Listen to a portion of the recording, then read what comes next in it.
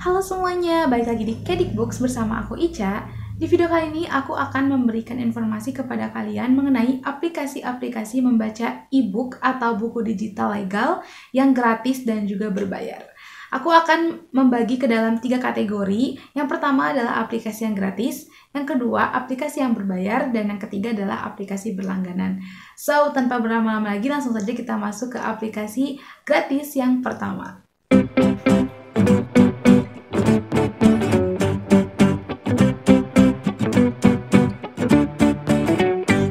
Oke, aku akan jelaskan dulu apa itu aplikasi yang gratis. Nah, kalian bisa mendownload aplikasi-aplikasi yang nantinya akan aku jelaskan di Play Store. Dan ketika kalian sudah mendownload aplikasi tersebut, kalian bisa membaca buku apa saja yang ada di aplikasi tersebut secara gratis tanpa membayar apapun. Kalian hanya membutuhkan akun.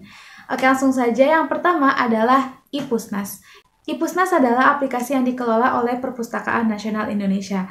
Nah, jika kalian tidak tahu, Perpustakaan Nasional Indonesia merupakan perpustakaan terbesar di Indonesia yang terletak di Jakarta. Kelebihan dari aplikasi ePusnas ini adalah yang pertama tentunya gratis. Kalian bisa meminjam buku apa saja dari ePusnas secara gratis tanpa mengeluarkan uang sama sekali. Yang kalian perlukan hanyalah akun dan juga kalian mendownload aplikasinya di Play Store. Nah, selain itu juga, dalam sekali meminjam, kalian bisa meminjam lebih dari 1 buku. Misalkan, aku mau meminjam 4 buku, itu bisa. Dan jika kalian tidak selesai membaca ke semua bukunya, lalu bukunya otomatis dikembalikan, maka kalian bisa meminjamnya kembali. Nah, selain itu juga ada fitur rekomendasi dan juga fitur review. Kalian bisa memberikan rekomendasi buku kepada teman-teman kalian yang ada di ePusnas. Nah, aku akan sertakan contoh gambarnya di sini. Jadi kalian tinggal klik saja rekomendasi, dan ketika kalian mengklik rekomendasi, maka otomatis kalian akan bisa mengirimkan rekomendasi buku ini kepada teman-teman kalian yang ada di ePusnas.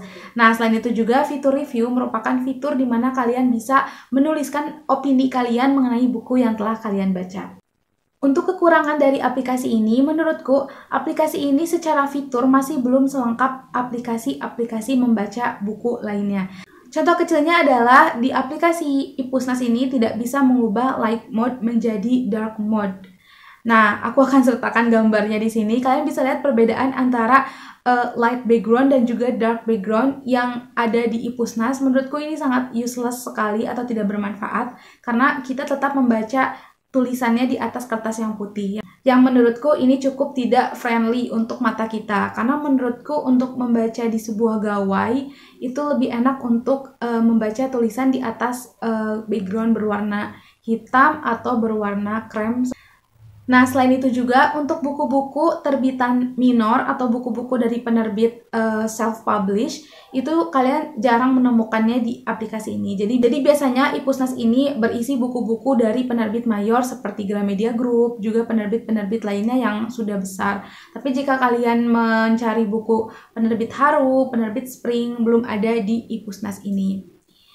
Selanjutnya adalah kadang aplikasi ini juga mengalami error. Menurutku itu hal yang wajar karena banyak sekali orang yang mengakses ePusnas.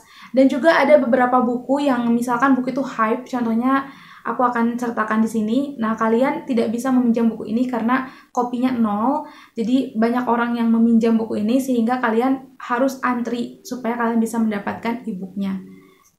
Nah, selain aplikasi ePusnas, kalian bisa coba nih aplikasi ada iJak, iJogja, iPus Bandung, iNgawi, iJateng, dan masih banyak lagi.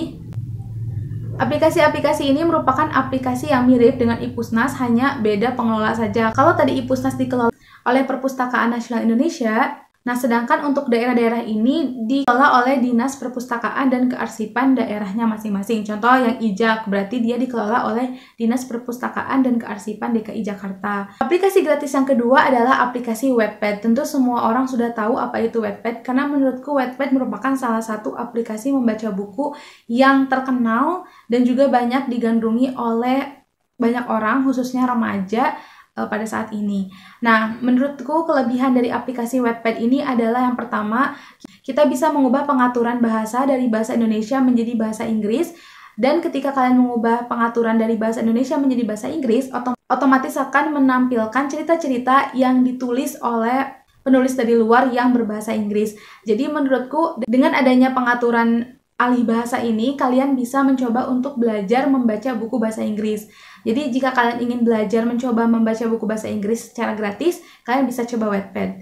Selain itu, kelebihan yang kedua adalah Wattpad bisa digunakan sebagai aplikasi atau platform mengembangkan diri, karena kalian bisa menulis cerita kalian sendiri di aplikasi ini. Kekurangan dari aplikasi Wattpad sendiri adalah karena aplikasi Wattpad ini sangat fleksibel sekali, banyak autor atau penulis yang bisa menulis di aplikasi ini, baik autor yang baru maupun autor yang lama, dan setiap autor itu memiliki kebiasaan yang berbeda-beda. Nah, contohnya ada autor yang cepat update, ada juga autor yang update-nya lama. Menurutku ini cukup mengganggu mood baca aku, karena ketika aku membaca satu part misalkan, kemudian part berikutnya itu baru diupdate seminggu atau sebulan kemudian, itu cukup membuat aku malas untuk melanjutkan ceritanya karena aku sudah lupa dengan chapter sebelumnya. Tapi kadang ada serunya juga nih baca cerita ongoing.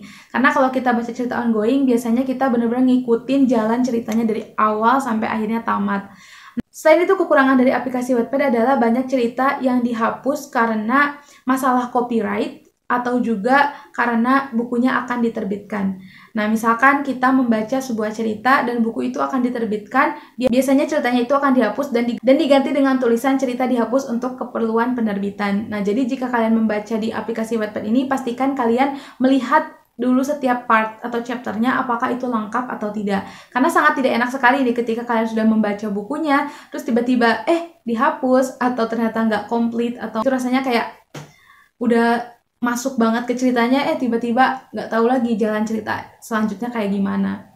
Kekurangan yang terakhir dari aplikasi Wattpad ini menurutku adalah kurang secure mengenai masalah rating usia. Sebetulnya memang bisa para penulis ini menandai cerita mereka dengan adanya label dewasa atau 18+, tapi karena aplikasi ini ada di handphone, kita bisa mengaksesnya secara fleksibel.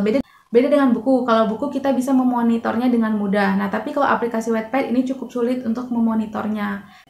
Sehingga banyak pembaca yang masih kecil membaca cerita yang tidak seharusnya mereka baca pada usia mereka. Menurutku itu juga salah satu kekurangan dari aplikasi Wattpad ini.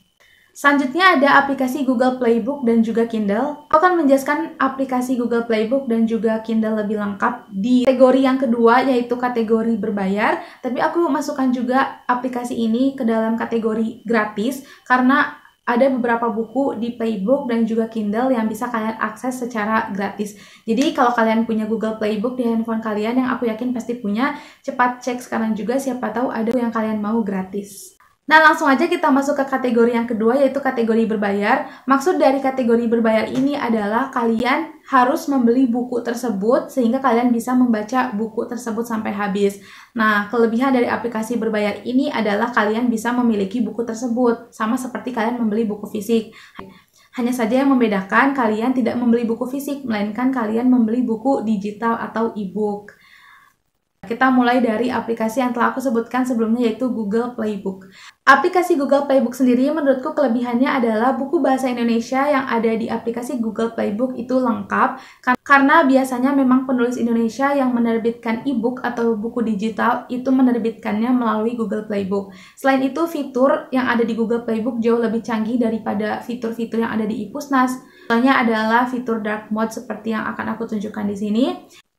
Dan untuk pembayarannya sendiri di aplikasi Google Playbook ini sangat mudah karena kalian bisa membayar menggunakan pulsa. Selanjutnya, untuk kekurangan dari Google Playbook sendiri adalah menurutku buku-buku bahasa Inggris yang ada di Google Playbook ini tidak lengkap. Dan juga buku-buku yang gratis itu biasanya buku-buku yang kurang menarik, buku-buku yang aku tidak mau. Karena biasanya memang seperti itu, kadang-kadang apa yang kita mau itu nggak gratis. Nah, selain itu juga kekurangan dari Playbook sendiri adalah harganya relatif mahal. Kalian bisa lihat contohnya. Menurutku untuk ukuran e-book ini memang mahal, walaupun memang lebih murah daripada buku fisik. Tapi memang buku e-book itu di aplikasi manapun yang aku perhatikan harganya memang kisaran di 60.000, 70.000, atau 40.000, 30.000 itu kalau kalian dapat diskon. Selanjutnya ada aplikasi Kindle. Nah, aplikasi Kindle ini adalah aplikasi yang dikelola oleh Amazon. Menurutku aplikasi Kindle ini adalah aplikasi yang paling nyaman untuk digunakan, aplikasi yang fiturnya menurutku paling lengkap. Contohnya adalah kalian bisa melihat reading speed kalian, ya, seperti yang aku tampilkan di gambar. Itu akan membaca kebiasaan kalian dalam membaca. Apakah kalian akan menyelesaikan satu chapter dalam 15 menit atau dalam 20 menit? Nah, setiap orang akan memiliki reading speed yang berbeda-beda tergantung dengan kebiasaan membacanya masing-masing.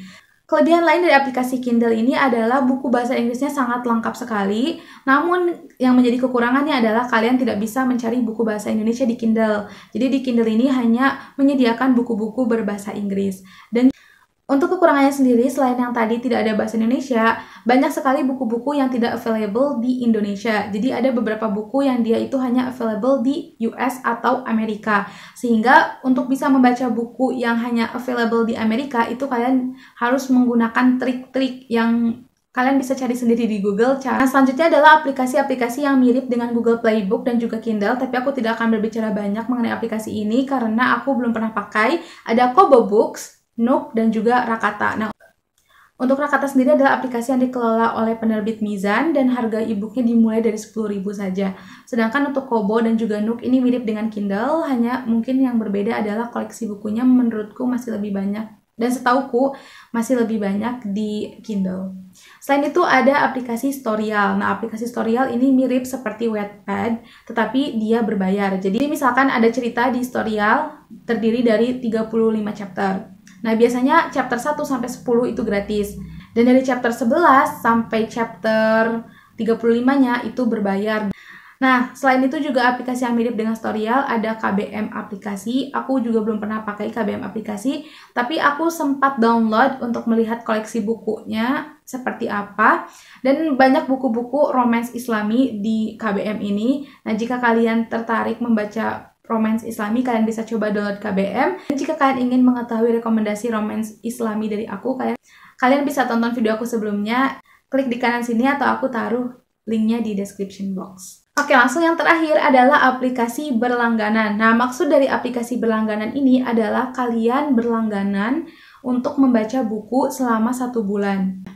Contohnya seperti kalian menonton film, di mana kalian berlangganan untuk 1 bulan, dan selama 1 bulan penuh kalian bebas menonton film apa aja.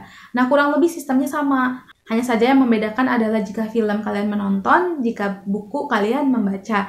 Seperti itu. Oke, langsung aja kita masuk ke yang pertama, itu ada Gramedia Digital. Nah, untuk Gramedia Digital ini adalah aplikasi yang dikelola oleh penerbit Gramedia. Untuk aplikasinya sendiri, fiturnya sudah lengkap, harganya tentu relatif murah.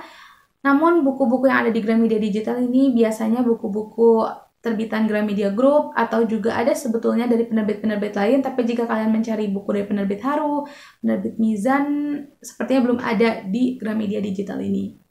Selain itu juga aplikasi berlangganan yang lainnya ada Script. Nah, untuk Script ini kalian bisa membaca buku bahasa Inggris. Jadi setauku untuk Script ini belum ada buku bahasa Indonesianya. Kelebihan dari Script ini adalah fiturnya juga sudah enak, sudah lengkap, tapi kekurangannya adalah Script ini sering terkena copyright, masalah copyright atau buku yang tadinya available menjadi unavailable. Jadi sebetulnya masalahnya itu adalah buku yang tadinya available menjadi unavailable. Dan ketika aku cari tahu, ternyata Script ini katanya sering bermasalah dengan masalah copyright gitu. Aku juga heran sih kenapa, karena Script ini salah satu aplikasi yang legal tapi sering mengalami masalah tersebut. Nah, dan selain itu juga kekurangannya adalah di Script ini ada buku-buku ilegal. Ini baru dugaanku sebenarnya ya, tapi tidak tahu ini benar atau tidak. Jika salah, kalian tolong kasih tahu aku di kolom komen. Tapi semoga aku tidak memberikan informasi yang salah. Jadi contohnya nih, aku mencari buku ini. Nah, buku ini tuh ada nih. Tapi ketika aku mau mencoba membacanya, dia itu bisa dibaca secara gratis dari awal sampai akhir cerita. Padahal Script adalah aplikasi berlangganan, sehingga jika kita tidak berlangganan, tentu kita tidak akan bisa membaca bukunya. Nah, coba kalian lihat ke buku yang ini. Nah, tulisannya adalah preview. Kalau preview artinya kita tidak bisa membaca buku itu secara lengkap, tapi hanya ya preview saja atau hanya membaca beberapa bagian. Nah, ketika aku bandingkan gambarnya, kalian bisa lihat sendiri ini berbeda. Dan ketika aku lihat kategorinya, yang ini kategorinya buku dan yang ini kategorinya adalah dokumen. Sehingga aku berasumsi bahwa buku yang berkategori dokumen ini adalah buku ilegal. Nah, kalian juga bisa lihat dari publishernya nih. Dimana yang dokumen ini, publishernya adalah akun-akun yang seperti kita, orang-orang biasa gitu. Tidak ada followers. Sedangkan publisher untuk kategori buku itu adalah para penulisnya sendiri atau juga para penerbitnya. Lebih meyakinkan. Kalian juga bisa lihat dari gambarnya sendiri, lebih meyakinkan kan. Nah, menurutku itulah kekurangan dari Scribd. Selain Scribd dan Gramedia Digital, ada Kindle Unlimited. Nah, Kindle Unlimited ini merupakan bagian dari Kindle. Jadi, jika kalian mendownload aplikasi Kindle, otomatis kalian bisa menggunakan fitur Kindle Unlimited ini. Jadi, Kindle benar-benar udah lengkap banget nih. Ada aplikasi berbayarnya, ada aplikasi gratisnya, ada aplikasi berlangganannya juga. Fiturnya juga menurutku paling enak di antara semua aplikasi buku yang lain. Nah, tapi sayangnya kekurangan dari Kindle Unlimited ini adalah available atau tidak tersedia untuk Indonesia region. Hanya tersedia untuk US country, dan menurutku itu kekurangan banget ya, karena kita jadi nggak bisa pakai gitu. Sebetulnya bisa dengan trik-trik yang... Nah, itu dia aplikasi membaca e-book atau buku digital yang gratis, berbayar, dan juga berlangganan, dan tentunya legal yang bisa kalian download dan akses dengan mudah di Google Play Store. Nanti aku akan sertakan link-link untuk mendownload di Play Store-nya di description box. Kalian bisa langsung cek saja di description box aku. Jika kalian merasa terbantu dengan informasi ini dan suka dengan informasi ini, jangan lupa klik tombol like dan juga subscribe-nya. Nah, jika kalian memiliki informasi lain mengenai aplikasi-aplikasi membaca e-book atau buku digital, kalian juga bisa tulis di kolom komen, karena aku juga ingin tahu apakah masih ada aplikasi membaca e-book lain yang belum aku tahu. Terima kasih sudah menonton, semoga kalian suka dengan informasi ini dan kalian lebih semangat untuk membaca. Karena untuk membaca saat ini tidak sulit, sangat mudah, banyak sekali aplikasi-aplikasi e-book yang gratis dan juga legal. Terima kasih sudah menonton, dadah!